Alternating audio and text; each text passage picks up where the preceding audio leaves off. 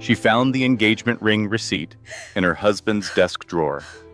$15,000 from Cartier. Her heart soared for exactly 3 seconds. Then she found the card. We're just here to To my Brittany, soon you will be Mrs. And that is when Hawthorne. she confessed Just need to everything get me. rid of the baggage She first. said she did it for the money. Sarah was 7 months How pregnant. could you do this? She was the baggage. What happened next will make your blood boil. A husband who spent 3 years building a trap. A mistress who helped plan attempted murder. A best friend who sold every secret for money.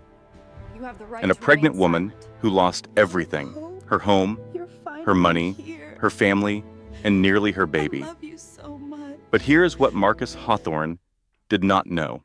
The woman he called baggage used to make grown lawyers cry in courtrooms. The wife he thought was powerless had a mother who spent 30 years learning every dirty trick in family court. And the victim he tried to destroy was about to become his worst nightmare. This is the story of how one woman lost everything and took back even more. Before we begin, I want you to know something important. This story is not just entertainment. It contains real warning signs of financial abuse, real legal strategies for protecting yourself, and real resources if you ever find yourself in a similar situation. Here's the truth no one tells you.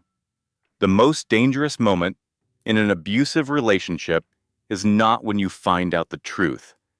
It is when you decide to fight back. But sometimes, fighting back is the only way to survive.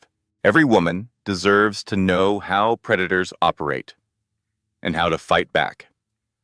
This is a story about power, not the kind that comes from money or connections, the real kind, the kind that comes from refusing to stay down when life knocks you flat, the kind that comes from family who mortgage their house to save you, the kind that comes from standing up one more time when everything inside you wants to quit. Marcus Hawthorne thought power meant controlling others. Sarah Mitchell learned that true power means never letting anyone control you. The afternoon sun streamed through the tall windows of Marcus Hawthorne's home office, casting long shadows across the mahogany desk where Sarah Mitchell Hawthorne stood, 7 months pregnant, sorting through a stack of financial documents her husband had asked her to organize. It was a task she had done 100 times before. Marcus was meticulous about his paperwork, but terrible at filing. Every quarter, he would dump a pile of receipts, contracts, and correspondence on his desk and ask Sarah to put them in order. She never minded. It made her feel useful, connected to the business empire her husband had built. Today, however, something was different. Tucked between 2 tax documents, Sarah found a leather portfolio she had never seen before. It was expensive, the kind Marcus used for his most important personal matters. Curious, she opened it. The first thing she saw was a receipt from Cartier. $15,000 for a princess cut engagement ring purchased 3 weeks ago. Sarah's heart lifted. An engagement ring? They were already married, of course, but maybe Marcus was planning something special. A vow renewal, perhaps, or a push present for the baby. He had been so distant lately, working long hours, traveling constantly. Maybe this was his way of making up for it. She smiled, running her fingers over the receipt. This was the Marcus she had fallen in love with, the romantic who had pursued her relentlessly, who had made her feel like the most important woman in the world. Then she found the card. It was cream-colored stationery, thick and expensive, the kind Marcus used for personal correspondence. His handwriting was unmistakable.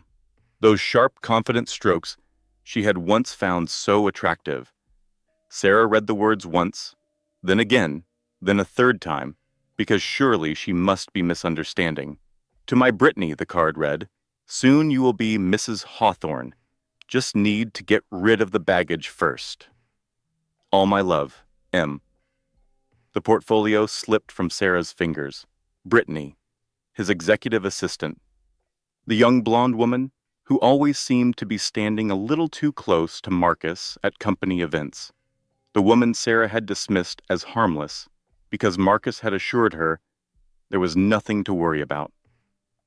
Soon you will be Mrs. Hawthorne. Get rid of the baggage.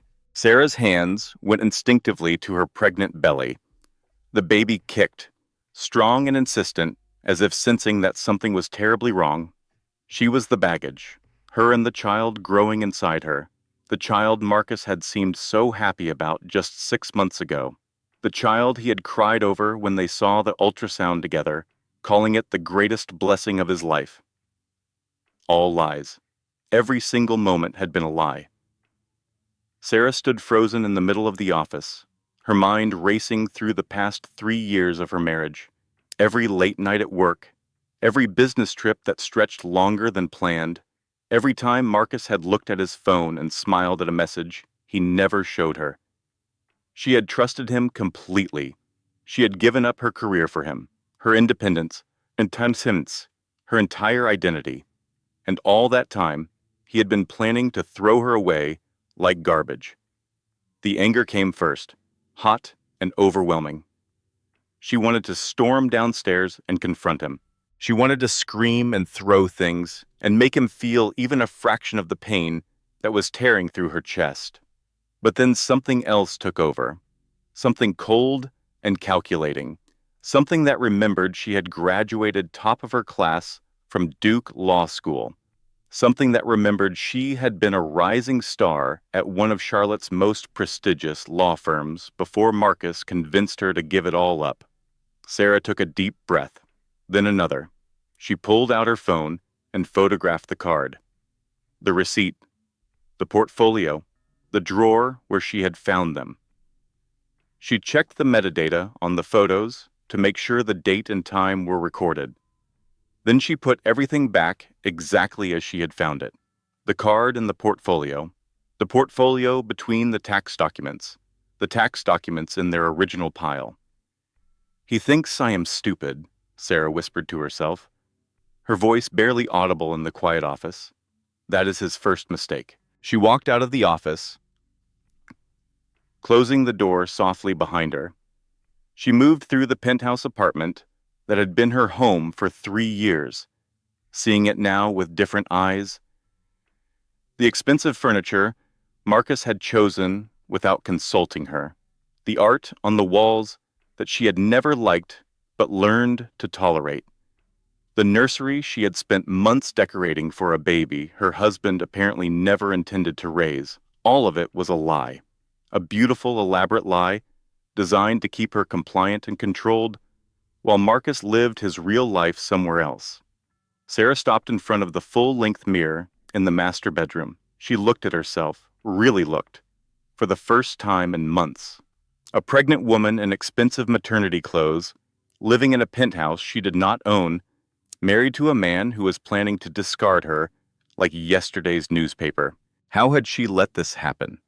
How had she, Sarah Mitchell, the woman who had once made opposing counsel cry in depositions, become so blind? But there was no time for self-pity. Self-pity was a luxury she could not afford. She needed to think, to plan, to prepare for the war that was coming. Because there was going to be a war. Marcus might not know it yet, but he had just made the biggest mistake of his life. Her phone buzzed with a text message. It was from her mother, Maggie. Saw Marcus leaving early this morning. That man always did look like a weasel in a suit. Everything okay, sweetheart? Despite everything, Sarah almost laughed. Her mother had never liked Marcus. From the very first dinner, Maggie Mitchell had watched him with suspicious eyes, asking pointed questions about his previous relationships and his business practices. Sarah had dismissed her concerns as overprotectiveness. She had accused her mother of being unable to let go, of not trusting her judgment. She owed her mother an apology, a massive one. Sarah typed back a careful response. Everything is fine, Mom. Talk soon. Love you. It was a lie, but a necessary one. She needed time to figure out her next move before anyone, including her parents, knew what was happening. She went to the window and looked out at the Charlotte skyline. Somewhere in one of those gleaming office towers, Marcus was probably with Brittany right now, planning their future, laughing about the stupid pregnant wife who had no idea what was coming. But Sarah knew now, and knowledge was power. The question was what to do with it. She could confront Marcus immediately, but that would give him time to prepare. He would hire lawyers, hide assets, build a case against her before she had a chance to defend herself. She could leave quietly, but where would she go? She had no income, no savings in her own name, no recent work history. Everything she had belonged to Marcus, legally speaking. Or she could do what she had been trained to do: build a case, gather evidence, document everything, and when the time was right, strike with overwhelming force. Sarah placed her hand on her belly, feeling her daughter kick. "I am going to protect you," she promised silently. "No matter what it takes, no matter what I have to do. Your father thinks he can throw us away, but he has no idea who he is dealing with." She turned away from the window and began to plan. 3 years earlier, Sarah Mitchell had been living her best life. She was an associate attorney at Morrison & Webb, one of Charlotte's oldest and most respected law firms. Her specialty was corporate litigation, the kind of high-stakes battle where millions of dollars and company futures hung in the balance. She was good at it. More than good. She was exceptional. Her colleagues called her the closer because she had a gift for finding the weakness in any case and exploiting it mercilessly. Defense attorneys dreaded seeing her name on opposing counsel lists. Partners fought over who got to have her on their teams. At 29 years old, Sarah Mitchell was on the fast track to partnership. She had a corner office with a view, a salary that let her live comfortably, and a future that gleamed with possibility. Then she met Marcus Hawthorne. It was at a charity gala for the Children's Hospital, one of those glittering events where Charlotte's elite gathered to write checks and be seen. Sarah was there, representing her firm, making small talk with potential clients, when a tall man in an impeccable suit appeared at her elbow. "I have been watching you all evening," he said, his voice low and confident. "You're the most interesting person in this room, and I would very much like to know why." It was a line, obviously, but there was something about the way he delivered it, something that made it feel genuine rather than rehearsed. And when Sarah turned to look at him, she felt something shift in her chest. Marcus Hawthorne was handsome in that polished way that came with money and good breeding. 40 years old, with silver streaks at his temples that made him look distinguished rather than aged, blue eyes that seemed to see right through her, a smile that promised adventure and danger in equal measure. He was exactly the kind of man Sarah had always told herself she would never fall for. Too smooth, too practiced, too good to be true. But that night, standing in a room full of Charlotte's most powerful people, Marcus made her feel like she was the only person who mattered. He asked questions about her work and actually listened to the answers. He made her laugh with self-deprecating stories about his own failures. He looked at her just like she was a puzzle he wanted to spend a lifetime solving. By the end of the evening, Sarah had given him her number. By the end of the week, they had gone on their first date. By the end of the month, she was falling in love. The courtship was intense and overwhelming. Marcus pursued her with a single-minded focus that took her breath away. Flowers delivered to her office every Monday. Surprise weekend trips to New York and Miami. Intimate dinners at restaurants where the waiting list was measured in months. He introduced her to a world she had only read about. Private jets, and exclusive clubs, galas, where she rubbed elbows with senators and celebrities, a lifestyle that made her comfortable existence seem almost quaint by comparison. And through it all, Marcus treated her like a queen. He remembered every detail she mentioned, every preference she expressed. He anticipated her needs before she even knew she had them. He made her feel cherished and protected and adored. Looking back now, Sarah could see the warning signs she had missed. The way Marcus subtly criticized her friends, making her spend less time with them.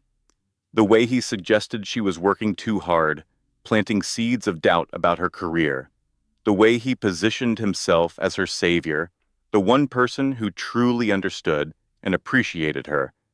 But at the time, blinded by love and attention, Sarah saw none of it.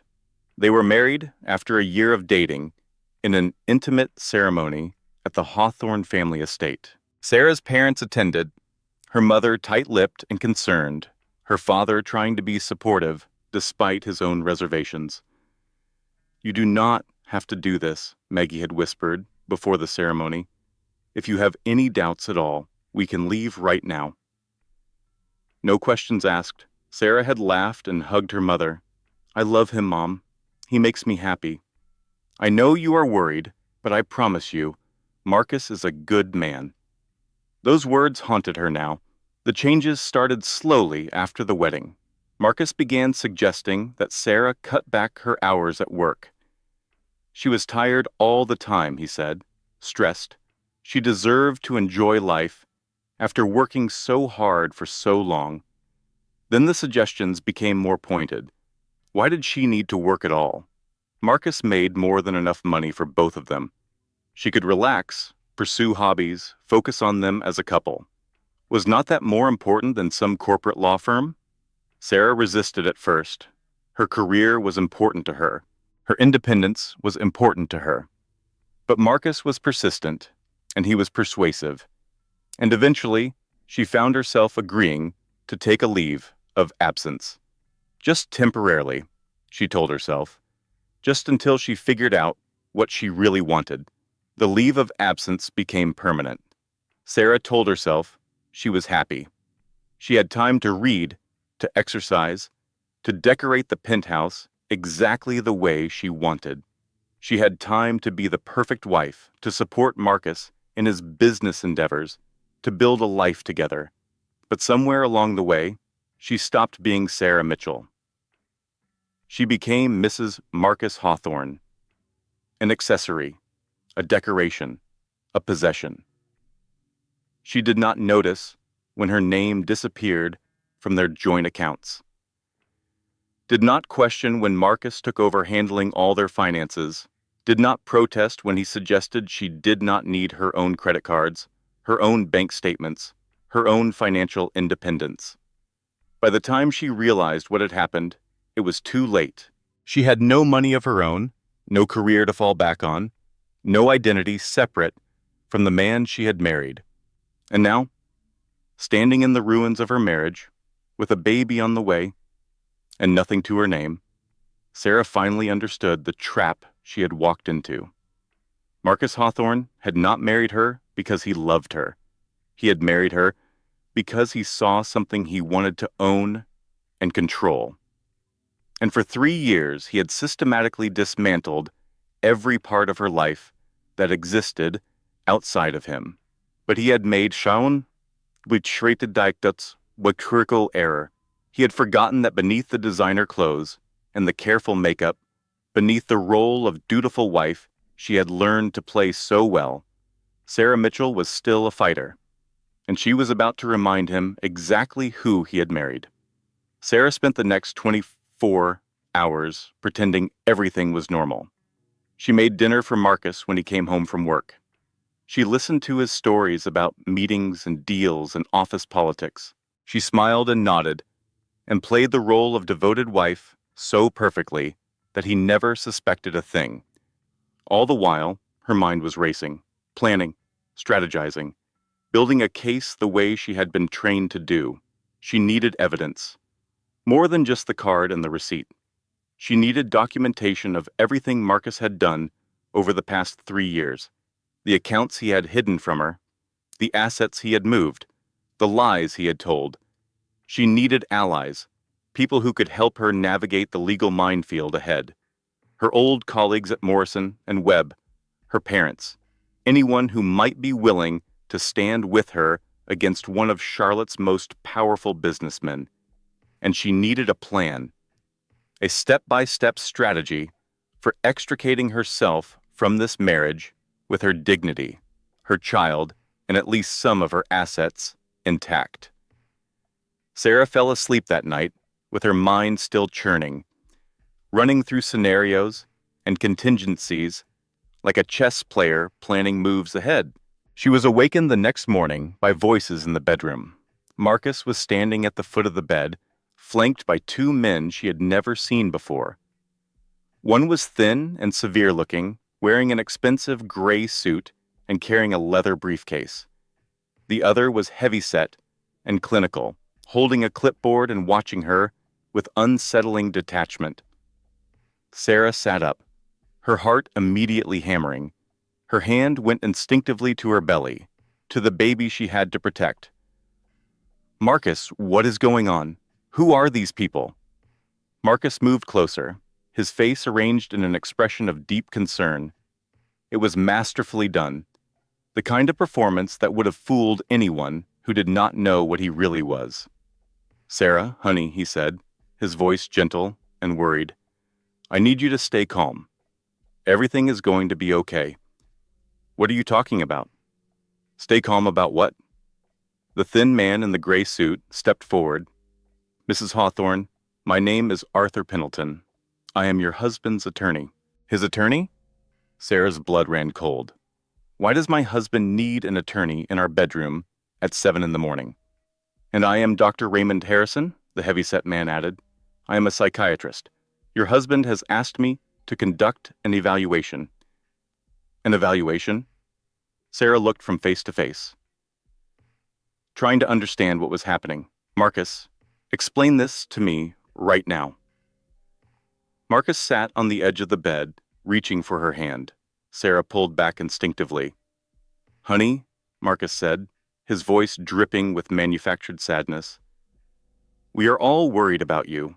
The mood swings, the paranoia, the things you have been saying lately. I think you need help, professional help." Sarah felt the walls closing in. "What things? I have not said anything. I do not know what you are talking about." Dr. Harrison consulted his clipboard. "Mrs. Hawthorne, your husband has documented several concerning incidents. He says you have accused him of poisoning your food, that you believe the neighbors are spying on you, that you have made statements suggesting you might harm yourself." Every word was a lie. Sarah had never said any of those things, but she understood now exactly what was happening. Marcus had been planning this for months. While she was organizing his files and decorating the nursery and playing the dutiful wife, he had been building a case against her, telling friends she was unstable, documenting normal pregnancy emotions as evidence of mental illness, setting the stage for exactly this moment. "That is not true," Sarah said, fighting to keep her voice steady. "None of that is true. I never said any of those things." "Marcus, why are you lying?" Marcus shook his head sadly. "See, this is exactly what I mean. The denial, the anger, the inability to accept reality." He looked at Dr. Harrison. "You can see it yourself, doctor. She is not well." Dr. Harrison nodded slowly. "Mrs. Hawthorne, I understand this must be confusing and frightening, but I am here to help. If you will just answer a few questions." "No." Sarah threw back the covers and stood up, ignoring the vulnerability of her pregnant body in a thin nightgown. "I am not answering anything without my own attorney present. That is my legal right," Dr. Harrison frowned. "Mrs. Hawthorne, I am only here to help. Then you can help me by leaving my bedroom." Sarah grabbed her robe and wrapped it around herself, trying to project a confidence she did not feel. "All of you, get out, now." Marcus's mask slipped, Just for a moment, Sarah saw the real man underneath. The cold calculation, the barely contained anger. The predator who had been wearing a human costume for 3 years. "Sarah," he said, his voice losing its gentle tone, "do not make this harder than it needs to be." "Harder for whom?" Sarah shot back. "You?" She turned to the attorney. "Mr. Pendleton, I assume you are here to deliver some kind of legal document. Whatever it is, hand it over and get out of my home." Pendleton's thin lips curved into something that was almost a smile.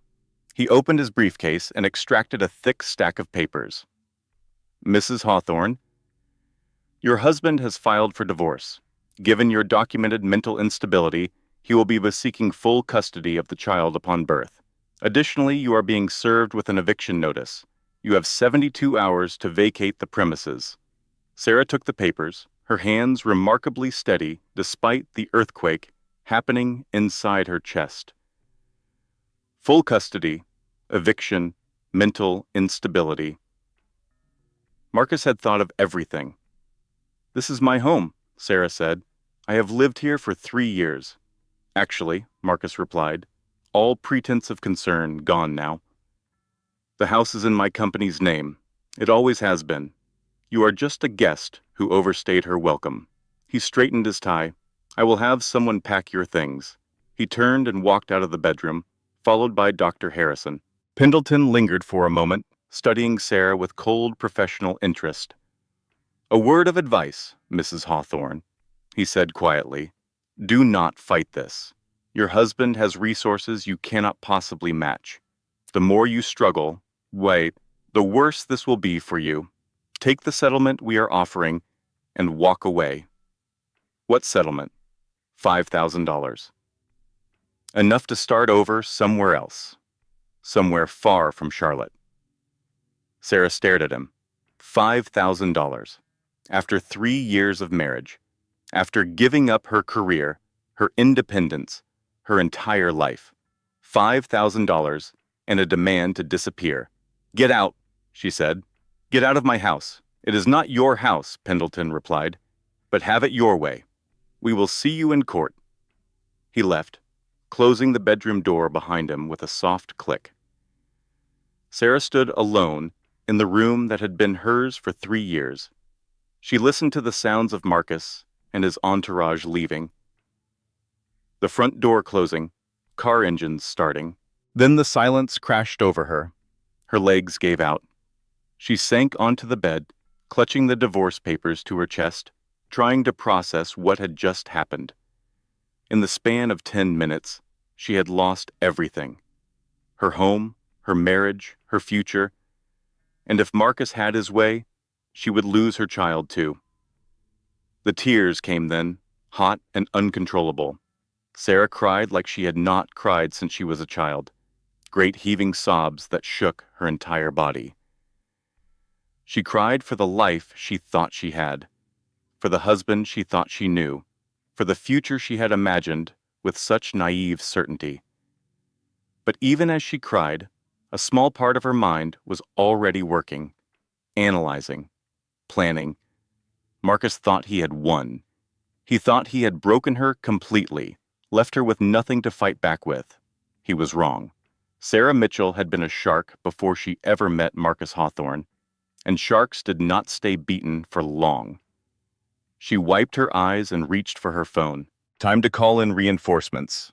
The Starlight Motel was the kind of place Sarah would never have noticed in her old life. It sat on the outskirts of Charlotte, a faded 2-story building with a flickering neon sign and a parking lot full of cars that had seen better days.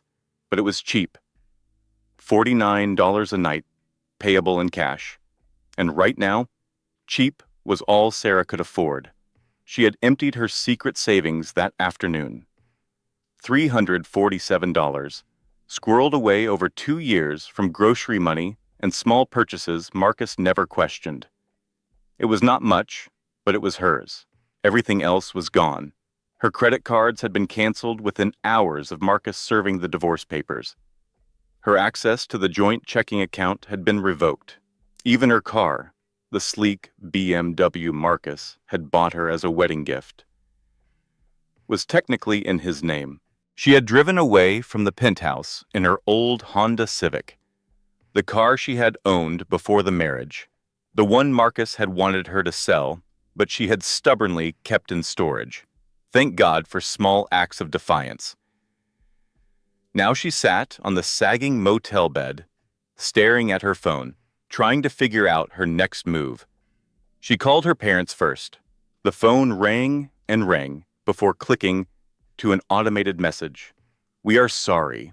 The number you have dialed is no longer in service." Sarah frowned and tried again. Same message. She tried her father's cell phone. Out of service. Her mother's cell. Out of service. That was impossible. Her parents had had the same home phone number for 30 years. They were not the type to suddenly change all their contact information. Unless someone had changed it for them, Marcus. He must have done something. Cut their phone lines. Blocked their numbers. Found some way to isolate her from her family before she even knew she needed them. The realization was chilling. How long had he been planning this? How many moves ahead had he thought? Sarah tried her best friend next. Rachel Bennett had been her closest confidant since law school. They had studied together, celebrated together, supported each other through every challenge and triumph. If anyone would help her now, it was Rachel. The phone rang 3 times before going to voicemail. "Hey, it is Rachel. Leave a message. Rach, it is Sarah. I am in trouble. Big trouble. Marcus filed for divorce, and I think he is trying to take my baby. Please call me back as soon as you can. I really need to talk to you." She hung up and waited. 5 minutes, 10, 30, no call back. She tried again. Voicemail. She sent a text. "Rachel, please, it is urgent." No response. Sarah told herself not to panic. Rachel was probably busy. In court or in a meeting, she would call back soon, but the silence stretched on, and the knot in Sarah's stomach grew tighter. She tried her old law firm next. Morrison and Webb had been her professional home for 5 years. Surely someone there would help her. The receptionist's voice was cool and professional. "Morrison and Webb, how may I direct your call?" "This is Sarah Mitchell. Sarah Hawthorne. I used to work there. I need to speak to someone about legal representation. It is an emergency. May I ask what this is regarding?" "Divorce. Custody dispute. I need help." There was a long pause. "Please hold." Sarah waited. 1 minute, 3, 5. The hold music was relentlessly cheerful, completely at odds with the dread building in her chest. Finally, the receptionist returned. "I am sorry, Ms. Mitchell, but given your circumstances and the Hawthorne family's relationship with our senior partners, we cannot represent you. It would be a conflict of interest." The line went dead. Sarah stared at the phone in her hand. Conflict of interest. The Hawthorne family's relationship. Marcus had connections to her old firm that she had never known about. He had closed that door before she even knew she needed to walk through it. She tried 3 more law firms that evening. Each one either declined to represent her or never returned her call. Marcus had either gotten to them first, or his reputation alone was enough to scare them away. By midnight, Sarah had exhausted every contact she could think of. Her family was unreachable. Her best friend was not responding. Her professional network had shut her out. She was completely, utterly alone. The baby kicked, a strong flutter against her belly. Sarah placed her hand over the movement, feeling the life growing inside her. Not completely alone. "I am going to figure this out," she whispered to her unborn child. "I do not know how yet, but I promise you, I am going to figure this out." She did not sleep that night. She lay awake in the lumpy motel bed, staring at the water-stained ceiling, running through options in her mind. She needed a lawyer, someone willing to go up against Marcus and his money and his connections. Someone who was not afraid of powerful enemies. She needed evidence, documentation of Marcus's lies and manipulation. proof that his accusations of mental instability were fabricated. She needed money, enough to survive until she could get back on her feet, enough to pay for legal representation, enough to build a life for her and her baby. She had none of those things, not yet, but she was going to get them. The next morning, Sarah dragged herself to the legal aid office downtown. If she could not afford a private attorney, maybe she could get help from the court. The waiting room was crowded with people who looked as desperate as she felt. Single mothers with crying children, elderly people with stacks of paperwork, young men with haunted eyes. The room smelled of stress and stale coffee and fading hope. Sarah took a number and waited. 3 hours later, her name was finally called. The public defender assigned to her case was named David Reynolds. He looked like he was barely out of law school. His suit was slightly too big, his tie was crooked, and his hands trembled slightly as he reviewed her paperwork.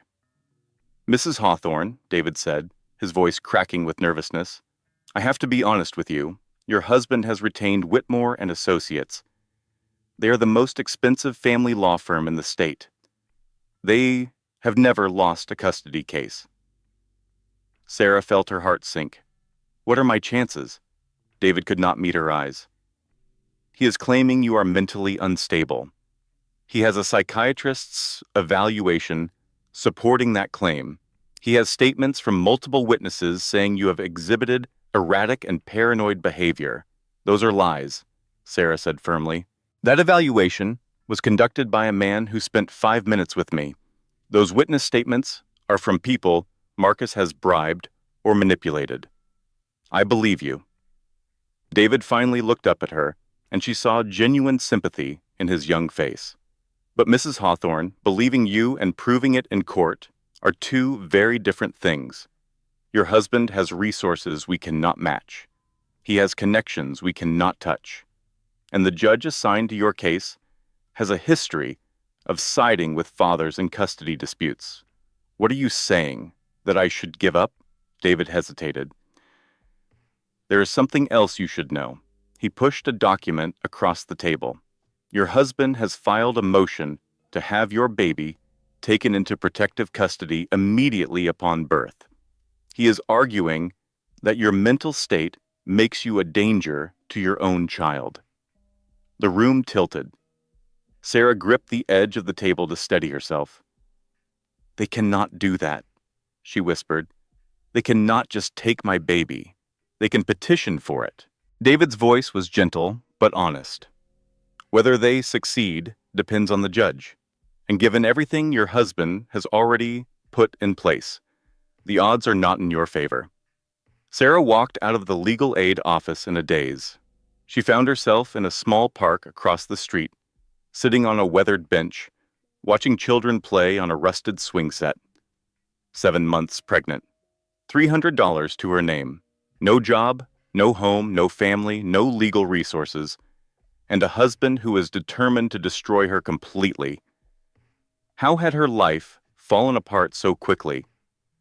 How had she gone from a successful attorney with a bright future to a homeless pregnant woman with nothing? The questions swirled in her mind, but no answers came. Only the growing certainty that she was utterly, completely beaten. An old man shuffled over and sat down on the bench next to her. He was weathered and worn, his clothes faded and patched, his face lined with years of hard living. "Rough day?" he asked. Sarah almost laughed. "The worst day of my life." He nodded sagely, like he had heard similar stories 1,000 times. "Family court? How did you know? That look. Seen it more times than I can count." The man reached into a worn plastic bag and pulled out half a sandwich wrapped in a napkin. "Lost my own kids 20 years ago. Wife had better lawyers."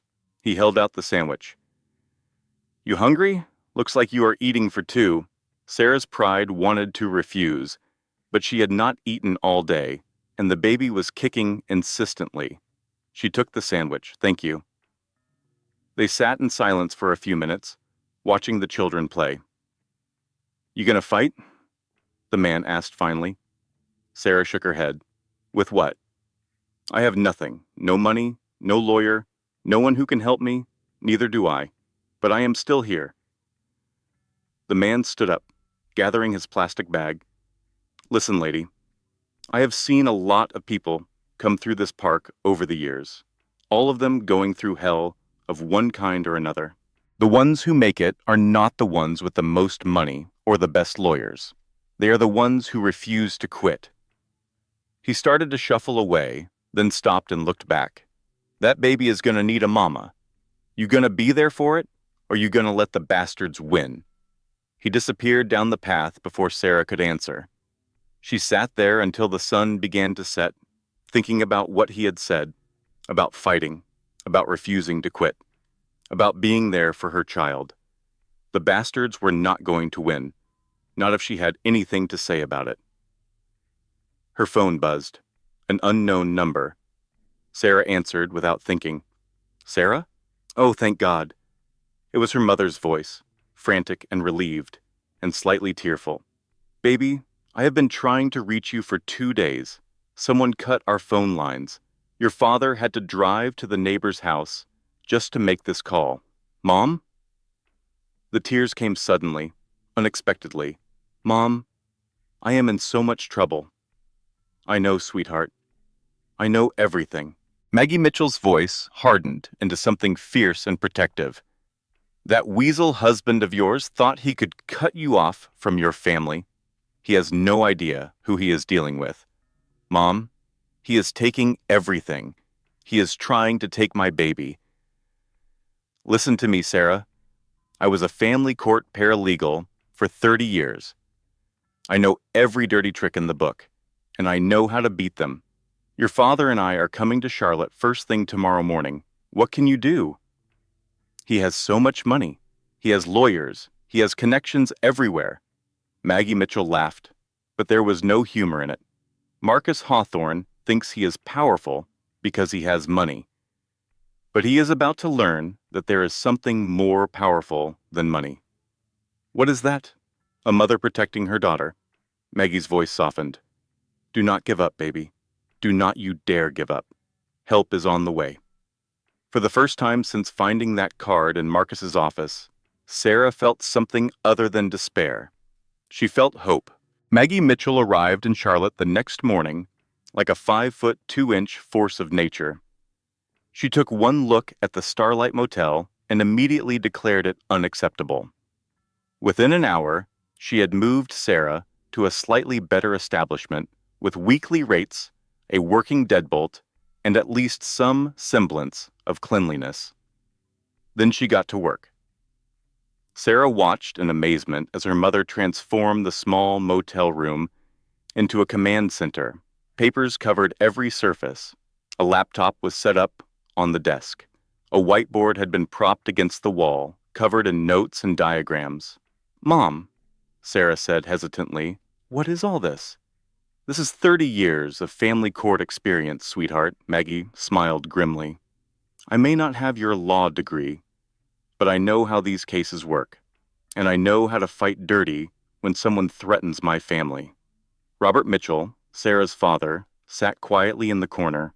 At 65, he had the weathered look of a man who had spent his career dealing with the worst humanity had to offer. Retired now from the Charlotte Police Department, he still had the eyes of a detective. Watchful, calculating, missing nothing. Tell us everything, Maggie said.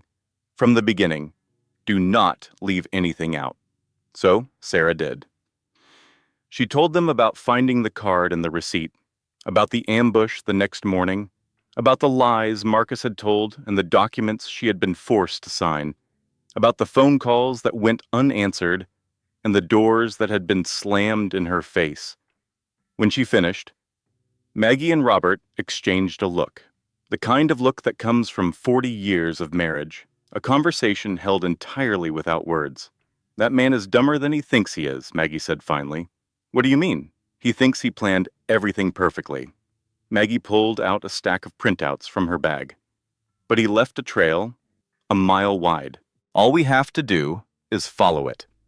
For the next several hours, Maggie laid out what she had discovered. First, the psychiatrist, Dr. Raymond Harrison, the man who had declared Sarah mentally unstable after a 5-minute conversation. Maggie had found records showing that his medical license had been suspended twice in 2 states for falsifying mental health evaluations. He is a hired gun, Maggie explained. Defense attorneys use him to discredit witnesses. Prosecutors know his testimony is worthless. If we can prove his evaluation of you was fraudulent, the whole thing falls apart. Second, the mistress. Brittany Cole had been on the Hawthorne Financial Group payroll for 2 years, but her salary was 3 times what it should be for an executive assistant. That is embezzlement, Maggie said. He is funneling company money to his girlfriend and disguising it as salary. The board of directors probably has no idea. Third, and most importantly, the hidden assets. Marcus had been transferring money to offshore accounts for years. The Cayman Islands, Switzerland, Liechtenstein. Near as Maggie could tell, he had hidden nearly $4 million that should have been part of the marital estate. "How did you find all this?" Sarah asked, genuinely stunned. Maggie smiled. 30 years in family court, sweetheart. I know where to look and who to ask. Also, your father called in some favors from his old contacts at the department. Robert nodded from his corner. Marcus Hawthorne is not as careful as he thinks. There are people who have been watching him for a while now. What kind of people? The kind who are very interested in where his money comes from and where it goes. Sarah felt a spark of hope ignite in her chest. Can we use any of this? That is why we are going to see your young lawyer tomorrow, Maggie said. He may be inexperienced, but inexperienced lawyers are hungry. And hungry lawyers fight harder. David Reynolds stared at the evidence Maggie had assembled, his eyes growing wider with each new document. This is incredible, he said finally. If we can get this admitted into evidence, it changes everything. That is why I brought it, Maggie replied. Now, what do you need from us? David thought for a moment, his earlier nervousness giving way to something that looked like determination. We need to challenge the psychiatric evaluation, he said. If we can prove Dr. Harrison's history of falsifying reports, we can get his testimony thrown out. Already done. Maggie handed him another folder. Documentation from the medical boards of Georgia and Tennessee. His license was suspended twice. He paid fines both times. He should never have been allowed to evaluate anyone. David took the folder, flipping through its contents. This is good. This is really good. What else? Sarah asked. We need to prove Marcus lied about his finances. David looked at the bank records Maggie had gathered. If we can show he hid assets, we can argue the entire divorce filing is fraudulent, and we can request a forensic audit of everything he owns. How long will that take? Depends on the judge. But with this evidence, we have grounds to request an emergency hearing. He looked at Sarah. Mrs. Hawthorne, I have to be honest with you. I have never handled a case this complicated before. But I have also never seen evidence this strong.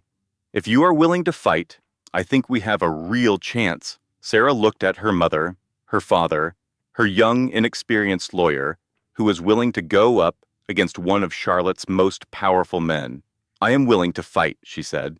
Let us do this. The preliminary hearing was held 2 weeks later. Sarah walked into the courtroom flanked by her parents, her heart pounding, but her mind clear. Marcus was already seated at the plaintiff's table, surrounded by expensive lawyers. He looked at Sarah with undisguised contempt, clearly expecting this to be nothing more than a formality. He did not notice Maggie Mitchell in the gallery, watching him with the intensity of a hawk watching its prey. David stood before the judge, his voice steady and confident.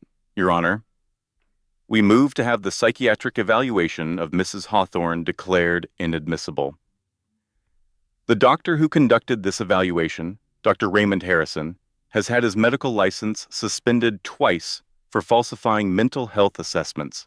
We have documentation from the medical boards of Georgia and Tennessee. Marcus's lead attorney shot to his feet. Your Honor, this is irrelevant. Dr. Harrison is a respected professional who has been sanctioned multiple times for exactly what he is accused of doing in this case, David countered, manufacturing false diagnoses for whoever pays him the most.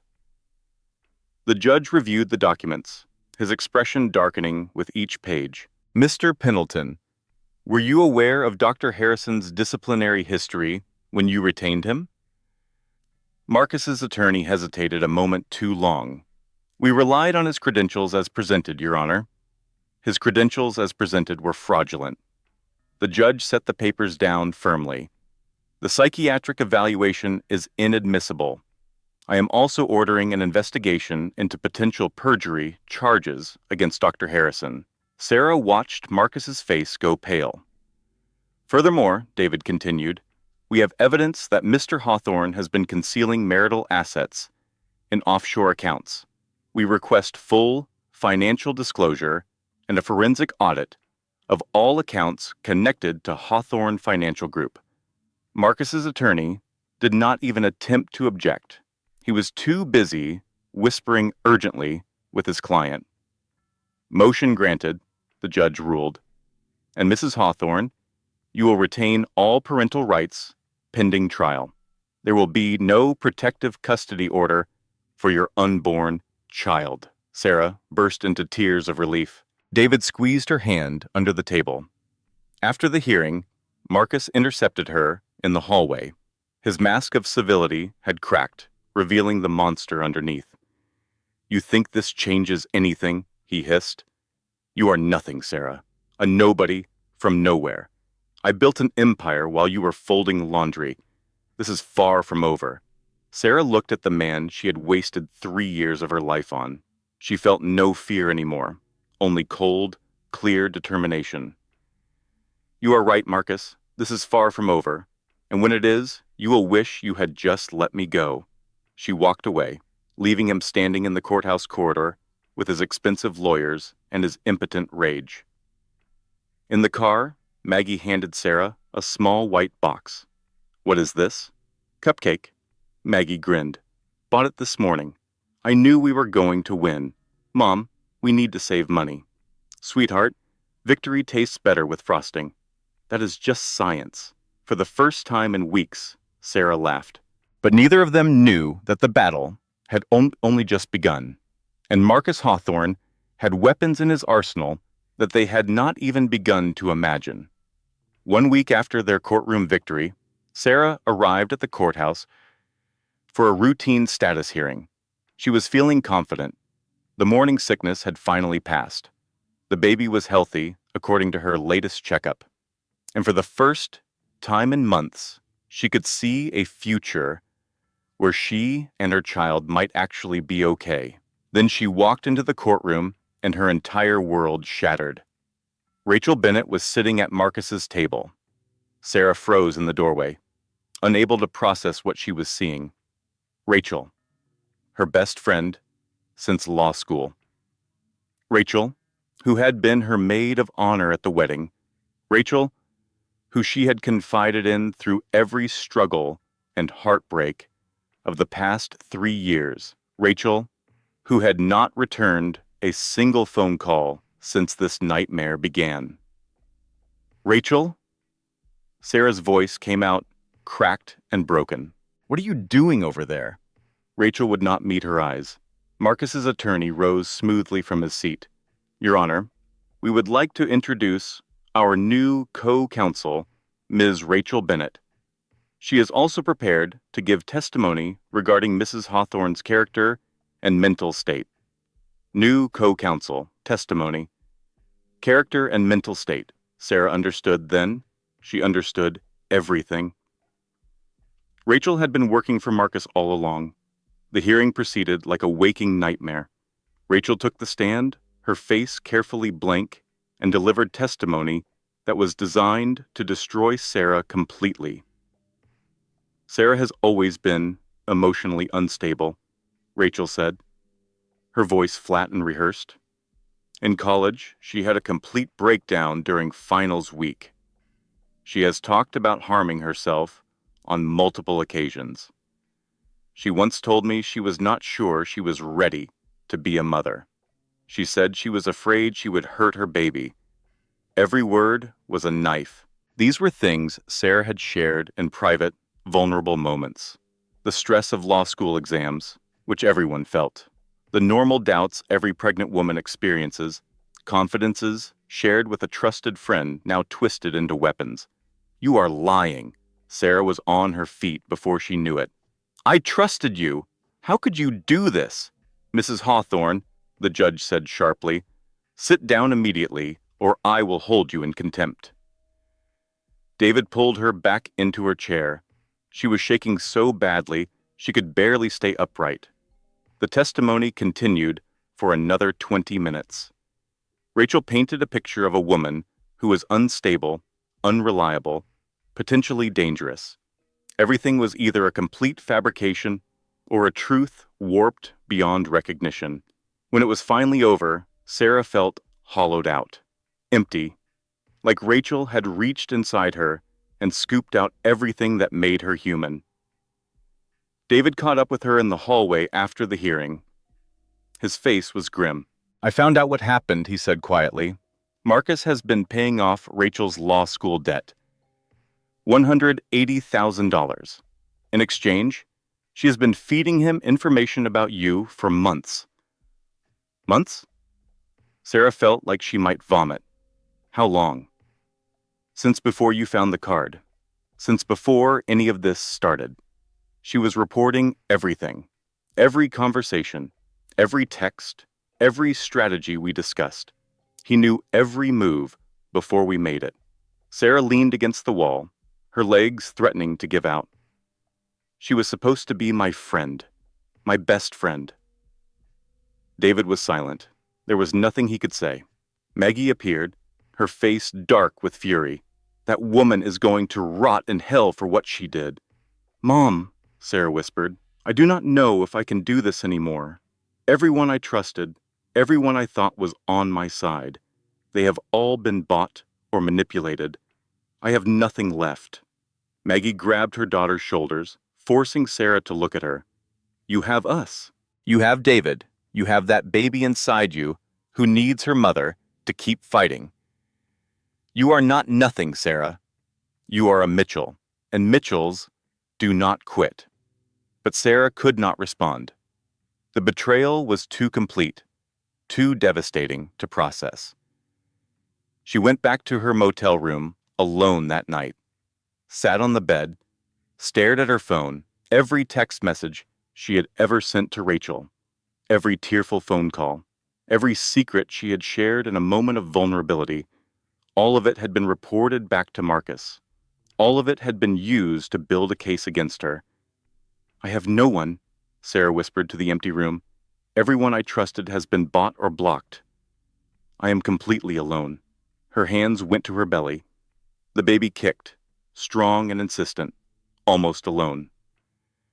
She lay down on the bed, curling protectively around her unborn child, and cried herself to sleep. The temporary custody hearing was held 2 weeks after Rachel's betrayal. Sarah walked into the courtroom knowing she was fighting an uphill battle, but she had not realized how steep that hill would be. Marcus's team presented their case with surgical precision. Rachel's testimony about Sarah's mental instability. Bank records showing Sarah had less than $200 in her account. Documentation proving she was living in a budget motel. Expert witnesses who questioned whether a woman in her circumstances could possibly provide adequate care for a newborn. Your Honor, Marcus's attorney argued, Mrs. Hawthorne cannot provide a stable environment for a child.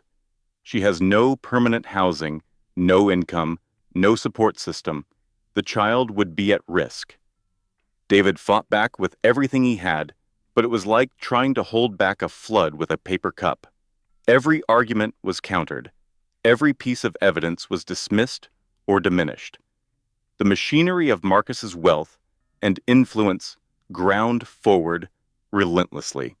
Then Marcus took the stand.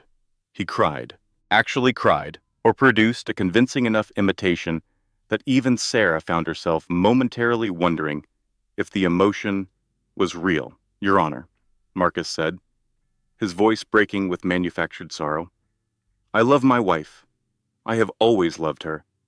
All I wanted was to help her, to get her the treatment she needs. But she has become paranoid, delusional.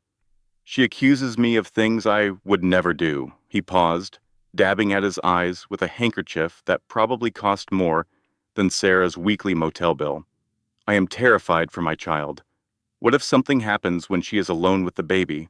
What if her mental state deteriorates further? I could never forgive myself if harm came to my son or daughter, because I did not act to protect them. Sarah watched the judge's face soften with sympathy.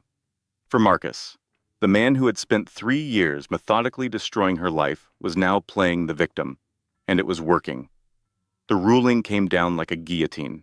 Given the totality of circumstances presented, the judge said, I am granting Mr. Hawthorne temporary custody of the child upon birth. Mrs. Hawthorne will have supervised visitation only, pending completion of a full psychological evaluation by a court-appointed psychiatrist. The world stopped. Sarah heard the words, but they did not seem real. Temporary custody, supervised visitation, psychological evaluation.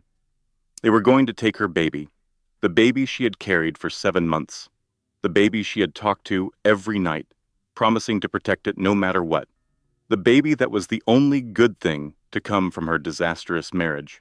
They were going to hand her child to the man who had lied and cheated and manipulated his way through their entire relationship.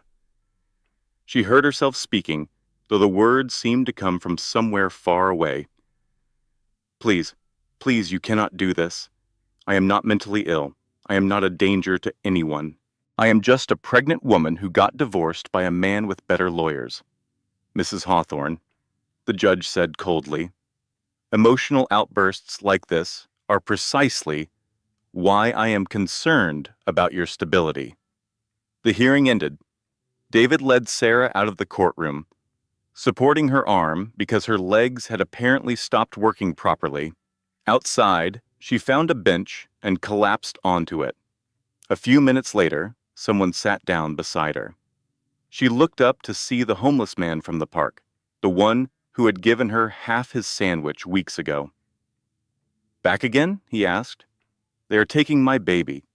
The man was quiet for a long moment. That is worse than mine. I just got a parking ticket today. He paused. You gonna keep fighting? Sarah did not answer. She was not sure she had any fight left. Listen, the man said. I told you before. The people who make it through hell are not the ones with the most money. They are the ones who refuse to quit. He stood up, adjusting his worn coat. That baby is gonna need a mama? You gonna be that mama, or you gonna let the bastards win? He walked away before she could respond. Sarah sat there until darkness fell. Then she went back to her motel room and called David. Find me everything you can on Marcus's financial records, she said. Every transaction, every transfer, every hidden account. I am not done yet. Sarah, David said hesitantly, after today, I am not sure what else we can do. I am a lawyer, David, and I am about to be a mother. I have a case to build and a child to protect. So no, I am not giving up. I am getting started. There was a long pause on the other end of the line. All right, David said finally. Let us see what we can find. Sarah threw herself into building her case with a ferocity that surprised everyone, including herself. She found a job working night shifts at a 24-hour diner on the outskirts of Charlotte. It was humiliating work for a former corporate attorney, pouring coffee, serving pie, cleaning up messes left by drunk customers at 3 in the morning. But it proved she could support herself. Every paycheck went into a savings account with only her name on it. Every shift was documented, creating a paper trail that showed she was responsible, reliable, employed.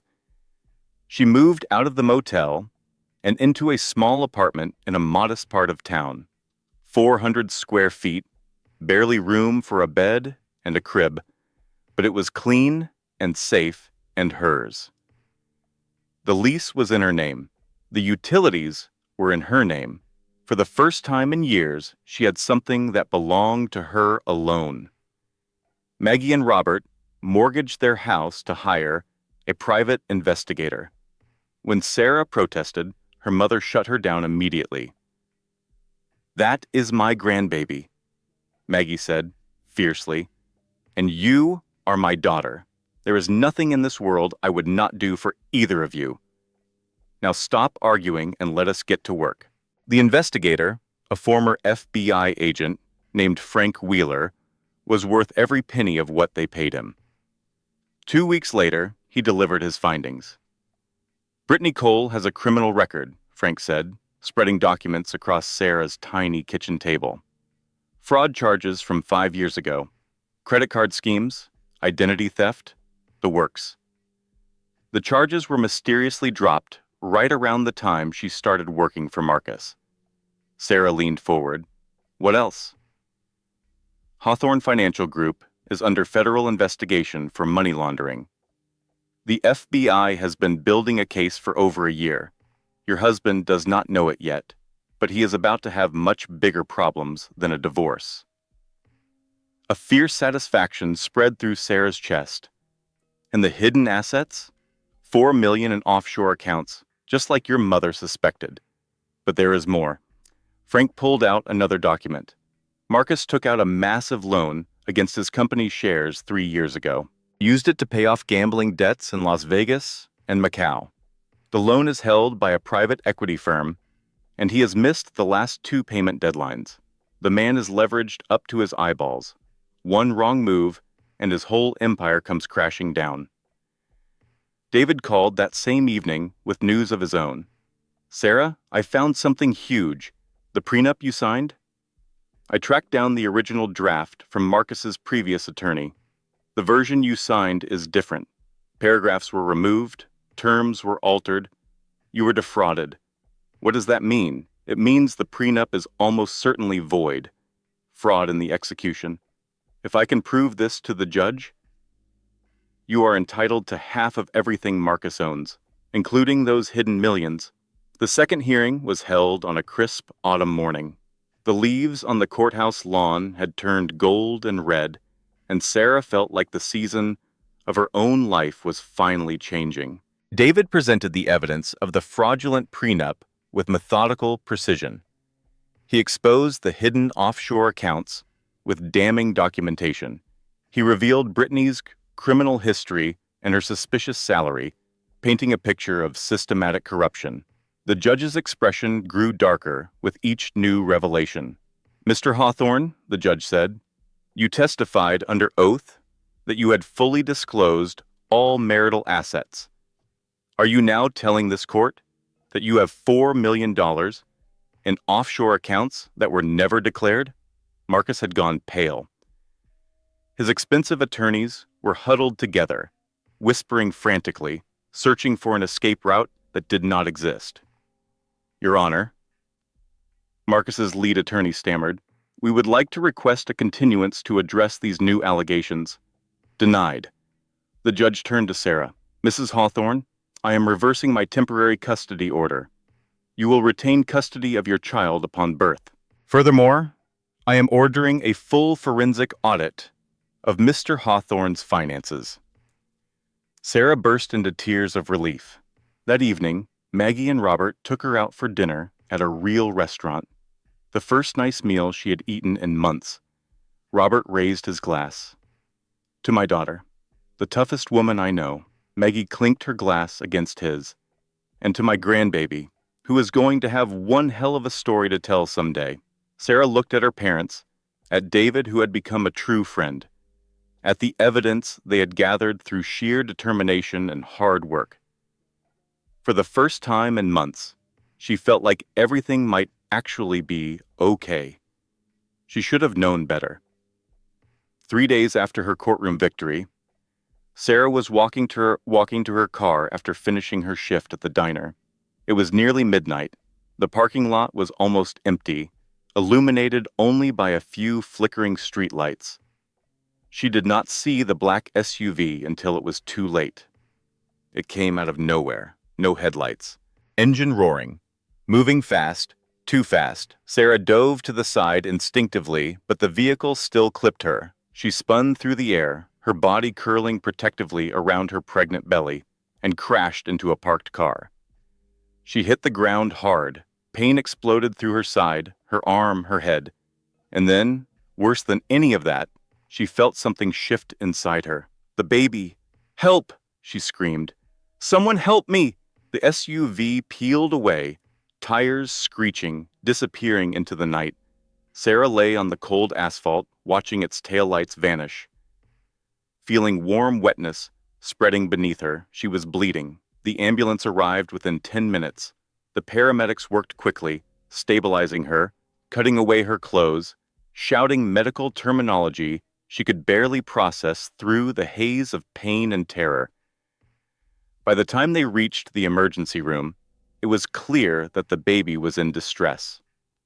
They prepped her for an emergency cesarean section. The last thing Sarah saw before the anesthesia pulled her under was a team of doctors and nurses moving with desperate urgency. "Please," she whispered, "save my baby." She woke up alone. The room was dim and quiet, filled with the soft beeping of monitors. Sarah's hand went immediately to her stomach, finding bandages and an unfamiliar flatness where her baby had been. Panic seized her heart. My baby. Where is my baby? A nurse appeared at her bedside, her face carefully composed. "Mrs. Hawthorne, please try to stay calm. Your daughter was born at 34 weeks. She is small, but she is alive. She is in the NICU. A daughter. Sarah had a daughter. I need to see her." The nurse hesitated. "Mrs. Hawthorne, there are some people who need to speak with you first." A detective entered the room. His face was grim, his eyes sharp and assessing. "Ma'am, I am Detective Morrison. We reviewed the security footage from the diner parking lot. That SUV was waiting for you. It was parked in a dark corner for over an hour before you came out. When you appeared, it pulled out and accelerated directly toward you." Sarah's blood went cold. It was not an accident. No, ma'am. It was attempted murder. "Marcus." "We cannot prove that connection yet," the detective admitted.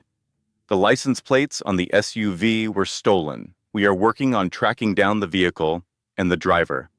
But you should know that you are lucky to be alive." After the detective left, Sarah was finally allowed to see her daughter. The baby was so small, so impossibly small. She lay in an incubator in the NICU, hooked up to monitors and tubes, her tiny chest rising and falling with each labored breath. "She is a fighter," a nurse said gently, "just like her mama." Sarah pressed her hand against the glass, tears streaming down her face. "I am so sorry," she whispered. "I am so sorry I could not protect you." 2 days later, while Sarah was still recovering from surgery, Marcus struck again. His attorneys filed an emergency motion claiming Sarah was medically incapacitated and could not provide adequate care for a newborn. But that was not the worst part. A hospital administrator appeared in Sarah's room, looking uncomfortable. "Mrs. Hawthorne, we need to discuss your toxicology results." "My what?" "Your blood work from when you were admitted. It showed traces of opioids." Sarah stared at her. "That is impossible. I have not taken any drugs. I do not even take aspirin when I have a headache." The administrator shifted uncomfortably. "The results are what they are. Given the circumstances, we were required to report them to the court." Sarah understood then. Someone had drugged her. Someone had put something in her IV, or slipped something into her food, or found some other way to make sure those chemicals appeared in her blood. Marcus. It had to be Marcus, or someone working for him. At an emergency hearing held in a hospital conference room, Marcus's attorneys presented the toxicology report as evidence that Sarah was unfit to be a mother. The judge, faced with medical documentation he could not ignore, had no choice. Given the medical circumstances, I am placing the infant in temporary custody of the father until Mrs. Hawthorne can demonstrate that she is fully recovered and substance-free. They took her baby from the NICU. Sarah screamed. She screamed until the nurses sedated her, until the darkness pulled her under, until she could not feel anything anymore. When she woke, she was alone in an empty hospital room. Her daughter was gone. Her body was broken, and no one believed her. Sarah was released from the hospital a week later. She returned to her tiny apartment, sat down in front of the empty crib, and stared at nothing. Everything had been taken from her. Her baby was with Marcus. Her job had fired her for missing too many shifts. Her parents' house was in foreclosure because of all the money they had spent on investigators and legal fees. David had stopped returning her calls, not because he had abandoned her, but because he had nothing left to offer. He was a young public defender with limited resources, going up against an army of high-powered attorneys. He had fought hard, but there was only so much one person could do. Maybe he is right, Sarah thought, staring at the empty crib. Maybe I am not strong enough. Maybe my daughter would be better off without me. The thought terrified her, not because it was cruel, but because a part of her was starting to believe it. She sat there for hours, lost in a despair so deep it felt like drowning. Then her phone rang. Unknown number. She almost did not answer. But something made her reach out, made her swipe the screen. Mrs. Hawthorne? The voice was cultured and controlled, vaguely familiar. My name is Caroline Ashford. I am, Marcus's mother. Sarah's grip tightened on the phone. What do you want? Before you hang up, let me tell you something. I know my son tried to kill you. I know he had someone drug you in the hospital, and I know exactly where the evidence is to prove it. Silence stretched between them. Why would you tell me this? Sarah finally asked. Because I despise my son, and I am not going to let him raise my granddaughter. They met at a small cafe on the outskirts of Charlotte, the kind of place where no one asked questions and no one paid attention to who came and went. Caroline Ashford was exactly what Sarah had expected a Hawthorne matriarch to be. Elegant, composed, intimidating. But there was something else in her eyes, something that looked almost like guilt. I will be blunt, Caroline said, stirring her tea with practiced grace. I raised a monster. I have spent 20 years watching Marcus destroy everything and everyone he touches. His first wife, his second wife, countless other women in between. Sarah's jaw dropped. His first wife? He told me he had never been married before? He lies about everything. Caroline set down her spoon. You are his third wife, Sarah. The first one, Jennifer, took a settlement and signed a non-disclosure agreement after he broke her arm. The second one, Michelle, disappeared 3 years ago. I do not know what happened to her, and I am afraid to ask. Why are you telling me this now? Why not before? Because of my granddaughter. Caroline's carefully composed facade cracked, just for a moment. I watched my own husband destroy our family. I was too weak to stop him. Marcus became what he is because I failed to protect him from his father's influence. But that baby is innocent, and I will not let history repeat itself. She slid a USB drive across the table. What is this? Everything. Recordings of Marcus and Brittany discussing the accident before it happened. Evidence that Brittany paid a hospital employee to put opioids in your IV. Financial records showing the full extent of the money laundering. Testimony from Jennifer, Marcus's first wife, who is willing to come forward. Sarah stared at the small device. It felt impossibly light for something that could change everything. Why did you not use this yourself? Because he would know it came from me, and he would find a way to bury it, just like he buries everything else.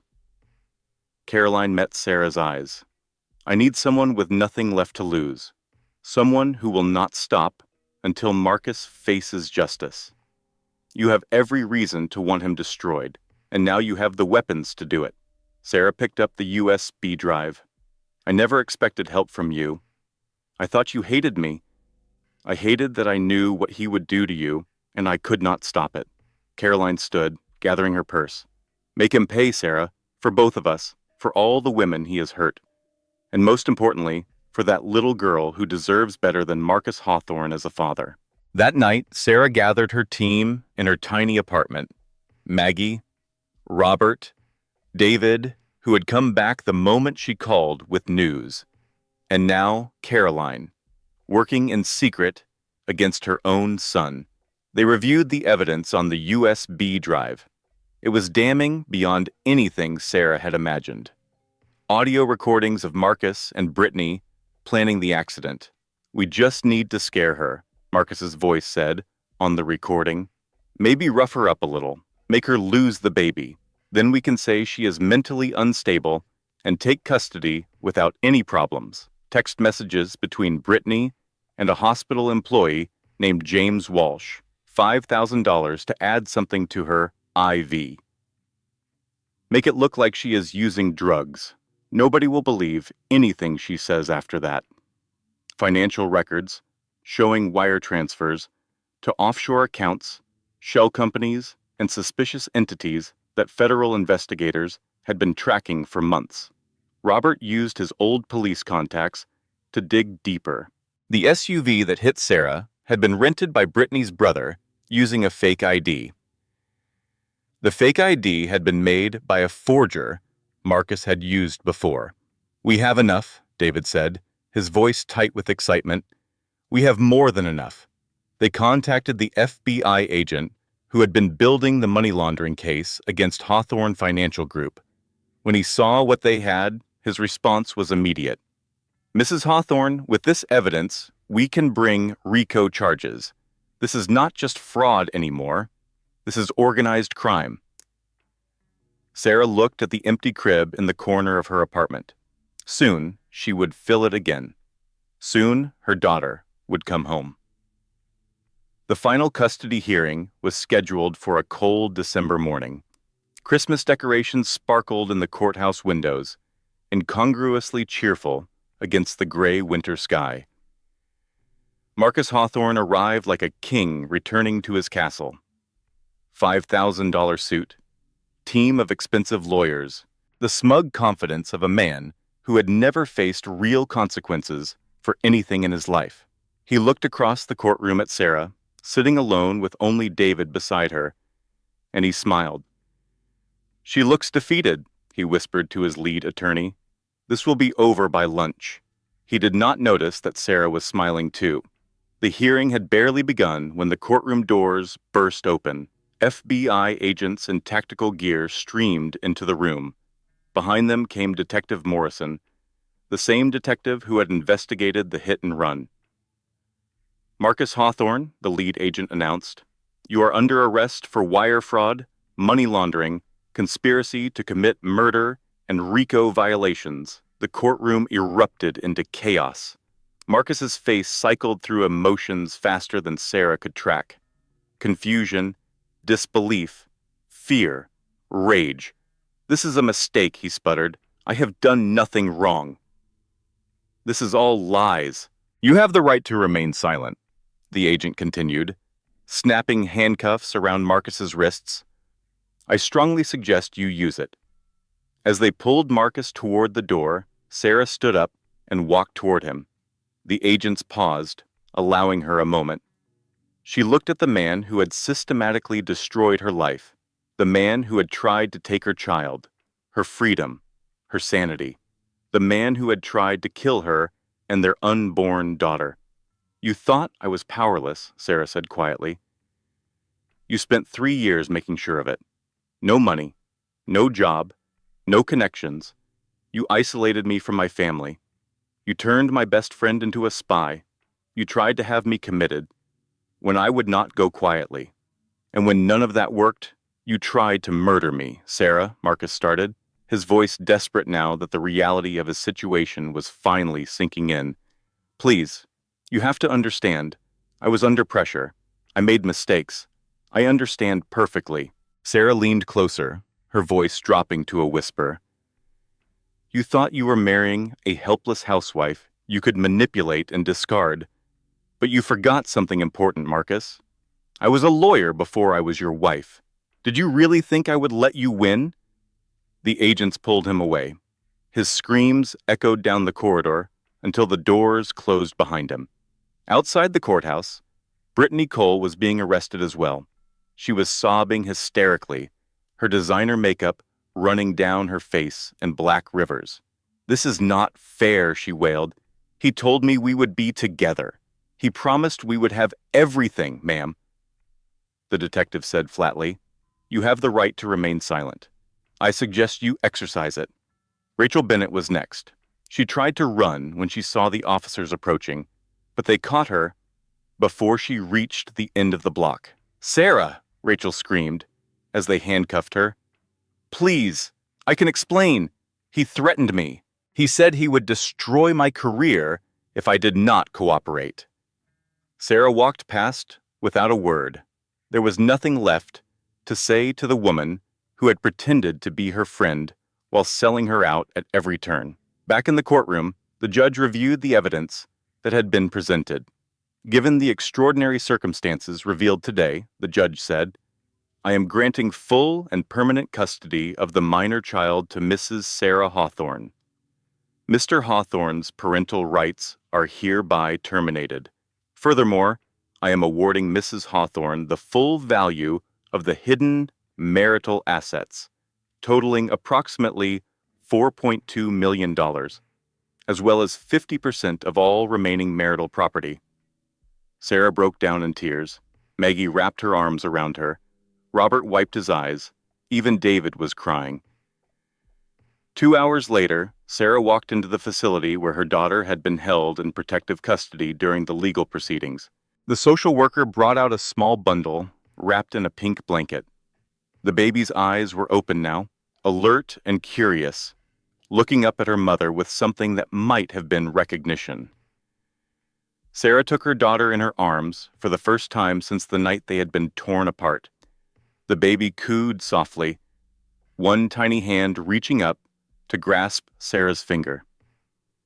I am so sorry, Sarah whispered, tears streaming down her face. Mama is here now. No one is ever going to take you from me again. I promise you, sweetheart, I promise. The nurse smiled. What is her name? Sarah thought about everything that had brought them to this moment. The darkness and the fear, the betrayals and the battles, the moments when she had wanted to give up, and the people who had refused to let her. Hope, Sarah said. Her name is Hope. Sarah stood at the window of her new office, looking out at the Charlotte skyline. The view was different from this angle. Better, somehow. Brighter. The Mitchell Foundation occupied the entire top floor of a renovated building downtown. What had started as a small nonprofit to help women escape abusive marriages had grown into something much larger. A legal aid clinic, a shelter network, a counseling center, a beacon of hope for women who had been where Sarah once was. The walls were covered with photographs, clients who had found safety, families who had been reunited, letters from women who said the foundation had saved their lives. On her desk sat a framed picture of Hope, now a year old, grinning at the camera, with 2 tiny teeth visible in her smile. She was healthy and happy and completely unaware of the nightmare that had preceded her birth. A knock at the door interrupted Sarah's thoughts. Your 2 o'clock is here, her assistant said. Send them in. The door opened to reveal a young woman, maybe 25, with haunted eyes and fresh bruises poorly hidden under makeup. She clutched her purse like a shield, looking around the office with the wary alertness of a prey animal. Sarah crossed the room and took both of the woman's hands in her own. "You are safe here," she said gently.